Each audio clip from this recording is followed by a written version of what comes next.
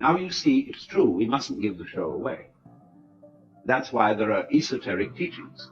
But on the other hand, there is another opposite extreme, which is not realizing that the show is a show. And that's as bad as giving the show away. Say you go to the movies, and you go to see some great horror movie, awful thing. Well, why does one do it? You want a thrill. And the whole of the universe wants a thrill. That's what it's all about. Otherwise it would be boring.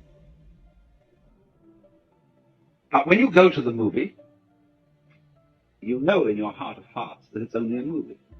And yet you contrive to some degree to forget this while you're there. And therefore get scared and feel real creeps. But that's great. Some people like to go and cry. They go and see some tragedy and just love to weep. Because it's a catharsis. It gets all the salt out of you or something. I don't know. So you do this thing. And it is, in the case, it's vicarious. Yeah. But that is the spirit of showmanship, of play. So one might say then that it is possible in this life to attain a sort of metaphysical courage in which you really know deep within that the most harrowing experiences that physical existence can offer are a show. Now this is the, what you might call ultimate nerve. And for example, when the samurai in Japan studied Zen, that's what they wanted to get. They wanted to get ultimate nerve, so that absolutely nothing would faze them. So there is a poem which says, "Under the sword lifted high, there is hell making you tremble. But go ahead, and there is the land of bliss." Don't hesitate. Don't be blocked. Don't be fazed, nonplussed by the illusion. Now you would say, well, that's all very well, but I can't bring myself to that. I start to shake and I can't stop it. It's not to do with my will. And no amount of gritting my teeth, clenching my muscles, exercising my willpower can get rid of the shakes when I am really scared. That's true. But you must remember that the secret to all this is not to be afraid of fear. When you can really allow yourself to be afraid, and you don't resist the experience of fear, you are truly beginning to master fear.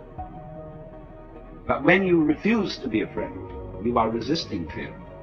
And that simply sets up a vicious circle of being afraid of fear and being afraid of being afraid of fear, and so on. And that's what we call worry. Worry is simply a chronic condition. And people who worry are going to worry no matter what happens. Because when one possible threat is exterminated, they will immediately discover another. Because worry is an infinitely skinned onion. And you can go on and on and on, because the moment you reduce the size of the onion and you get your worry down to about this, suddenly your whole sense of distance and size changes. And because you're looking so intently at this little onion, it fills your whole field of vision, and is once again a big onion. See? You start peeling that down. But as you get another one about this size, then it enlarges itself in your judgment and your sense of values. And once more, it's colossal. Now, that's always going on.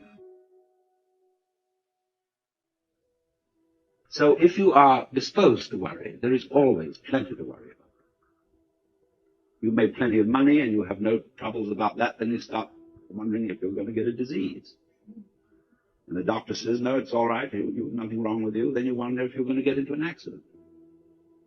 Then you take precautions, and then you wonder if there's going to be a political revolution, whether your house is going to be robbed. There's always something. So it is really, this kind of worrying is a completely useless pursuit. And yet, we feel a little guilty if we don't do it. Because it's somehow put into us that a proper amount of worrying is showing a good sense of responsibility. You're concerned. And all people, you might say, who are socially conscious are concerned. So when we say, I am concerned, it means I have a frown on my face. And I'm worried about you, about the nation, about the war, and so on. Concerned.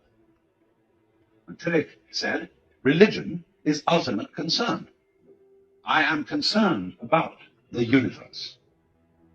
But what I call concern, in the way I would want to interpret it, instead of this sort of frown, is something more like amazement. In other words, that existence is extremely peculiar. I can't explain this feeling because I don't know quite how to ask a question about existence so that I could be said to be wondering about it in some sort of clear-thinking way.